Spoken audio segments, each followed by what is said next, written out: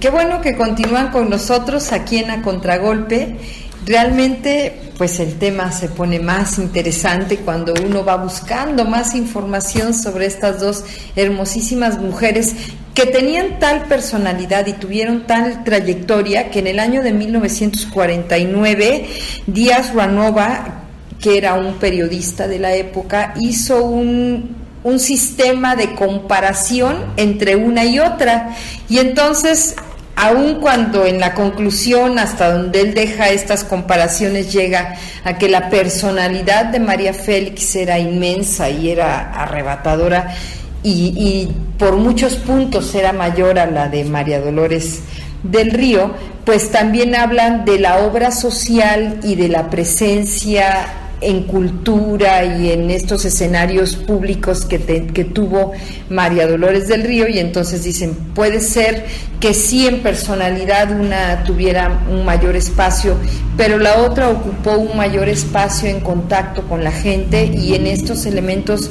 de trascendencia en el arte, aunque bueno, aunque es un sistema de medición, no deja de ser subjetivo, porque también si hacemos una revisión sobre el entorno y los personajes con los que entra en contacto María Félix, pues solamente en la obra plástica de los grandes de la época podríamos encontrar quienes quedaron fascinados nuevamente por su belleza y su personalidad y los tomaron para su obra. En el caso de Diego Rivera, que hace una muy hermosa, un hermoso cuadro de ella. Él pinta a las más bonitas de México en aquella época, porque también hay que decir que Silvia Pinal tiene un cuadro de ella.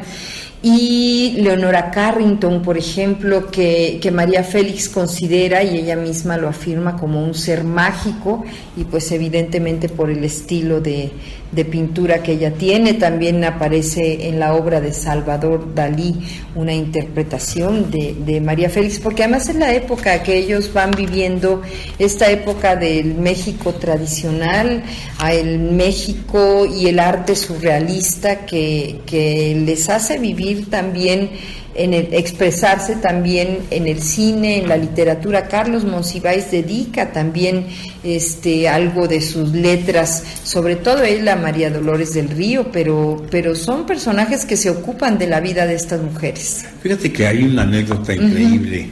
Cuando ella filma en Francia, Los héroes están fatigados, al lado de Yves Montand, que era un cantante y un actor afamadísimo, que estaba casado con una no menos famosa actriz y belleza en aquel entonces, era Simone Signoret. Pero fíjense lo que pasa en este caso. Dice María Félix, cito: durante el rodaje de Los héroes están fatigados conocí a Picasso. Estuve a punto de rechazar esa película porque mi galán era Yves Montand y su esposa Simone Signoret quería que yo me comprometiera en el contrato a no acostarme con su marido. Qué terrible, ¿no? Sí. Pero bueno, María Félix siempre será María Félix, y por todos lados donde la veamos, pues la verdad es que siempre fue admirada, tanto como Dolores del Río. Y desde luego hubo otra anécdota bárbara cuando filmó en la película de no recuerdo esta película de la diva La estrella vacía. No, del cine francés. Bueno, ahorita sí se me fue el nombre. Ella... La acabamos de mencionar. Sí, la acabamos de mencionar. Sí. La Bella Otero. La Bella Otero. Conoce a la Bella Otero en persona, que para aquel entonces ya era una anciana. ¿Y qué sucede? Que la Bella Otero estaba en la calle, estaba pobre después de haber ganado cantidad de dinero y de recibir regalos de duques, de príncipes, de reyes, y ser amantes de medio mundo, pero todo se lo jugó en las cartas y perdió su fortuna. Ahí la conoce María Félix y platica con ella grandemente. Y fíjese que qué interesante, porque María Dolores del Río fallece joven, digamos, ¿no? Ella deja su carrera cuando está en muy buen momento, porque fallece. al contrario, María Félix decide retirarse por voluntad propia. Ella va a vivir a París, selecciona mucho los lugares donde se le deja ver, la gente con la que ella se relaciona. Cuando regresa a México hay tal vez 2 entrevistas así muy selectas, una que le hace Jacobo Zabludovsky, sí, donde hay que destacar que Jacobo Zabludovsky se pone de tapete, o sea, no, era la doña, era la diva la que estaba entrevistando, y la otra que es más atrevida todavía, porque fue un atrevimiento, ¿no?, que es la que le hace la bonitilla, que es Verónica Castro. En su época Verónica Castro, una mujer espléndida también, pero que tal vez era mucho más joven, por supuesto, y no había vivido ese México que vivió María Félix, ni había entrado a los círculos del arte y del poder en los que estuvo María Félix. Entonces no tenían nada que ver, y le hace una entrevista interesante finalmente, porque con su simpatía y su ligereza y su inocencia, Verónica Castro va entrando y le va sacando frases famosas y le va haciendo que cuente su historia. Muy pocas veces ya María Félix se dejó ver cuando ella decidió retirarse, y ella fallece finalmente en México, curiosamente en el mismo día de su nacimiento. Sí, y bueno, después de ganar tanto dinero, etcétera, claro, pues yo creo que como ya había muerto su hijo, que hubiera sido su heredero natural, le deja todo a otra persona. Al señor que estuvo cuidando, lo que era como el mozo de la casa de toda la vida. Toda la fortuna. Sí, toda la fortuna. Y que es el único que estuvo ahí con ella hasta el final, porque tal vez por el carácter que ella siempre tuvo, tampoco hubiera sido una mujer que en su vejez aceptara que estuvieran los hermanos, los sobrinos, las cuñadas, la familia entera ahí con ella, cuidándola. Entonces yo creo que ella decidió quedarse sola con una persona fiel hasta el último momento. Y miren lo que es la vida, esa belleza sonorense, cuando muere, después de algún tiempo de ya enterrada, por razones de índole jurídico, legal, hacen una exhumación para comprobar algo que yo no recuerdo ni me dan ganas de saberlo, pero levantan su cuerpo, que ya estaba pues en proceso totalmente de descomposición. La diva, la belleza, la máxima belleza, la que decían María Félix, la mujer más hermosa del mundo, recomienda el jabón fulano de tal. Levantaba su pierna cuando estaba en su mejor momento en una tina con espuma, y levantaba su pierna para que ahí le dijeran que era la mujer más hermosa del mundo.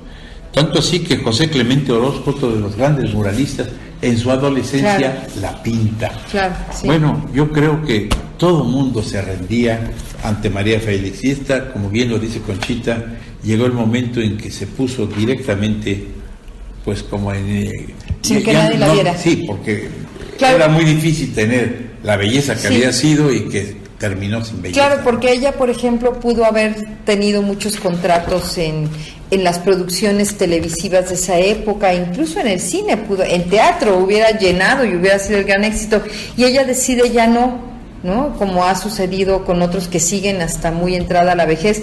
Pero yo creo que de las últimas películas en las que se le vio, que ya eran películas a color, también a María Félix la vimos del cine en blanco y negro al cine Technicolor. Hay una última que hace sobre la revolución también con El Piporro.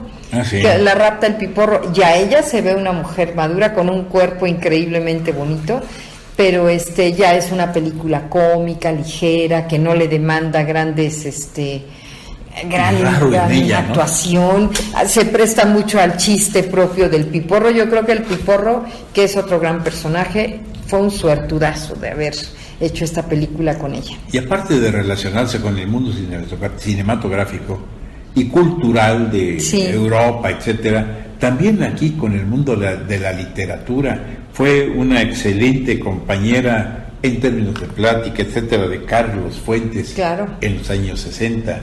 Y sobre nuestro premio Nobel de Literatura, Octavio Paz, lo defiende, porque Octavio Paz fue muy criticado por su ideología y por su forma de expresarse, el gran poeta y el gran literato. Y ella dice lo siguiente: todos los enemigos de Paz son menores que él.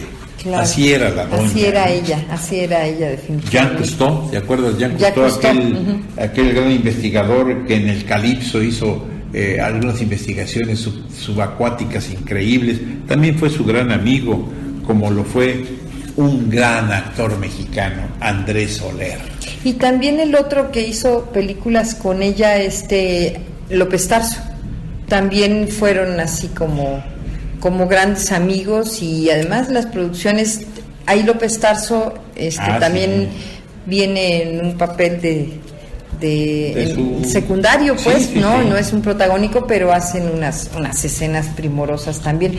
Yo creo que para la gente joven, ya estamos terminando nuestro programa, pero para la gente joven es una gran recomendación ver películas del cine de oro de México. No es ver películas de viejitos, es ver películas en donde se fue nutriendo la identidad de nuestro país.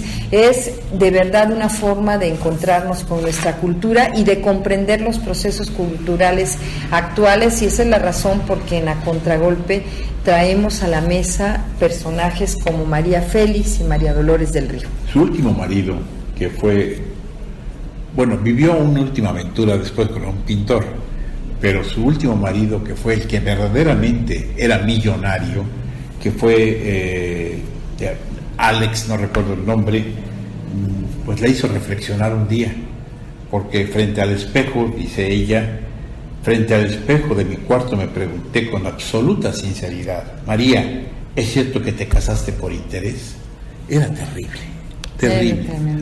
Pero bueno, las dos grandes divas forman parte de la historia cultural, popular y culta de México.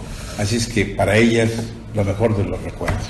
Así es, y bueno, aquí acaba A Contragolpe. Gracias por habernos escuchado, gracias por compartir este material, por visitar nuestros portales y nuestras redes sociales. Así se construye A Contragolpe, con la participación de todos ustedes.